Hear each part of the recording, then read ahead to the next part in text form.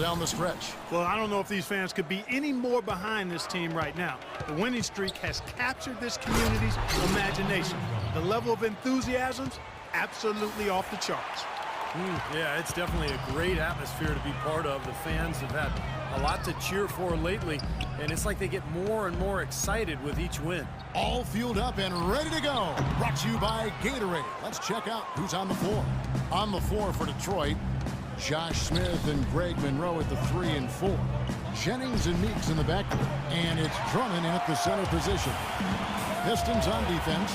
Outplayed in the previous game on their schedule, losing to the Raptors. Yeah, you want to talk about a team that just couldn't get into a rhythm offensively. That was a really ugly game for them. Yeah, you know what? I wonder about the game plan, but really, it was more about a lack of execution than anything else. And so it's Detroit with the ball. After the Magic pick up 2, and he gets it to go. Good ball movement. He put that pass in the ideal spot, right where it needed to be. Here's the Beast. Turned in an outstanding game against Atlanta. Well, Josh Smith, one of the league's most versatile defenders. He's very strong and athletic, and he can guard either threes or fours, which gives your defense a lot of options. And let's get this update now from Doris Burke, who's across the way on the sideline. Kevin, thank you. I spoke with the Pistons head coach for just a bit. I asked him what he thought might give them an edge going into this game. And he said, well, our shot blocking is always a cornerstone for us. To have the ability to protect the rim, really, I think, is invaluable. And one thing that helps set us apart on the defensive end. Guys, let's see if they can lock down the paint. All right, great stuff, Doris. Thanks. And guys, not too much of a surprise. The defense is going to be the emphasis. Yeah, that's the type of team they are. I mean, they always seem to feed off of that defense. They're just really trying to attack and force some turnovers and get out and run. Exactly, Steve. I mean, that's really what drives them on a game-to-game basis. This one for 3. No good from the Beast. Well, it happens. He's wide open, but just couldn't get it to go. Here's Meeks, guarded by Fry. Goes up. Now that's how to finish the break. Kruger with first. Well, this is how you completely rattle an opponent's rhythm. Yeah, you know, such terrific on-the-ball defense to trigger the transition opportunity. And it wasn't just the tough D, it was the exclamation point they put on the fast break with the slam. Jennings can't get it to go. Pretty good defense there. I mean, that's a shot that he can make, but they really challenged him. Here's the Beast. Bangs home the trifecta. The Beast's got his 3rd basket of the night right there. The shooting percentage is really solid so far, fellas. Good start to this game for him. Monroe in the corner. He tries for 3. Smith gets it to go on the assist by Monroe. Smith's got 5. And these two just going at it from deep now. You know, it seems like what's going on here is anything you can do, I can do better territory. Detroit's gone 1 of 2 from long range in the first quarter. The Detroit Pistons, a proud franchise, of course, from 03 to 08, 6 consecutive trips to the Eastern Conference Finals. Dan Clark in 2004, the NBA title. But the rebuild process has had its hiccups, Kevin, its speed bumps, if you will. Some questionable free agent signings. There's talent there, but this team hasn't quite figured out how to come together. Outside Jennings.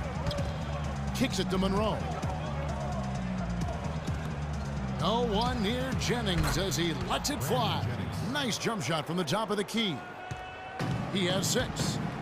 Then you look at the Pistons, great size and athleticism inside, but you know, they've lacked the high percentage outside shooting to space the floor offensively. That's an easy shot there. That's a shot that he should make more often than not. He feeds it to Meeks. Smith against Harris.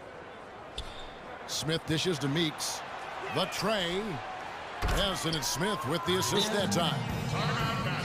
And you know, for the Pistons last season, you look at the size and shot blocking ability, and you thought that team would be tougher defensively. Closing in on 4 minutes played here in the second quarter. And Detroit looking at who they've got. The big men, Smith and Drummond. Line them out there with Jennings. And it's Meeks in at the 3, the small forward. And Oladipo kicks to Fry. 6 on the shot clock. 11 feet out, and he hits it. Fry's got 4 points this quarter. The Beast, he's champion. And we'll get a look now at some of the stats, some of the numbers for Jody Meeks. A breakdown since the All-Star break. He's around 6 points per game, 4 rebounds, and 2 assists. And when you take his overall contributions on the whole, he's been putting up some pretty good numbers, but I think he can do more. And Steve, sometimes that's just part of the game, weathering periods where your stats might not show all of what you're doing on the floor. Here's the Beast. That 3 off the mark. Well, you knew that Andre Drummond was oozing with potential, but that P word, potential, can quite often be as much of a curse, Clark, as it is a boon, but he just blossomed last year. Yeah, he really did. I mean, with the way he moves around the floor at his size, you had to know that if he started to put it all together, he would be a game-changing talent, and he showed flashes of that and made a big leap last season. Orlando's gone 1 of 3 from way outside since the start of the second quarter. Here's the Beast. Vucevic trying to get open. The shot's good from the Beast. The Beast's got the lead up to 3 now for the Magic. You know, when the size advantage is that pronounced, I mean, that's exactly what you should do offensively in this situation. Take it strong to the middle. The drive by Bynum. And again, it's the Pistons missing.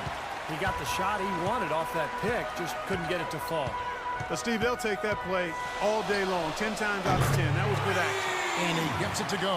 What a terrific job to get the release perfect that time. I thought it might get blocked or deflected, but nice stroke. Even with giving up a lot of size in that matchup, still able to get off a nice long-range shot there.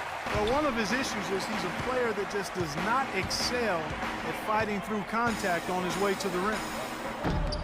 No good from the Beast. Pistons trail by 6. No one near Jennings as he lets it fly. Wide open shot is on the money. There's 10 seconds left in the first half. Here's the Beast. Tries it from 9. Count the bucket. The Beast's got the lead back up to 6 now for the Magic. That's a nice job of getting the ball in the paint and burying the shot. That's exactly how it's done. And so we conclude the...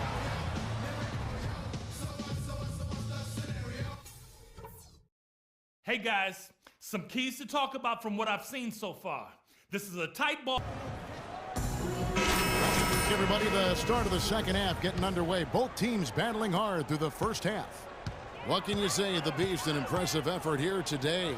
It didn't take long to see what kind of game he was going to have today. He came out very aggressively and had a terrific first half. You know, you look at his shot chart, it's all draped up. I mean, he's right at the rim. He's driving the lane again and again. At the 2 and 3, it's Oladipo and Tobias Harris. Fry and Vucevic are the power forward and center. And it's the Beast in at the point guard position. So that's the lineup on the floor for the Magic. And let's catch up with our sideline reporter, Doris Burke. Doris, over to you. Thanks, Kevin. The Beast in their last matchup against the Hawks just played phenomenal. He ended up with 50 points, as he usually does, really knocking down shots from beyond the arc. Absolutely amazing numbers from him in what was truly a memorable performance for him and for us, Kevin. Thanks for the great report, Doris. Guys, the way he carried them that night, Clark, I thought was truly incredible. Absolutely. I mean, he did the work of several players in that game. He really didn't need much support at all. But they shouldn't count on that type of performance again tonight. His teammates need to be prepared to carry a little bit more of the load.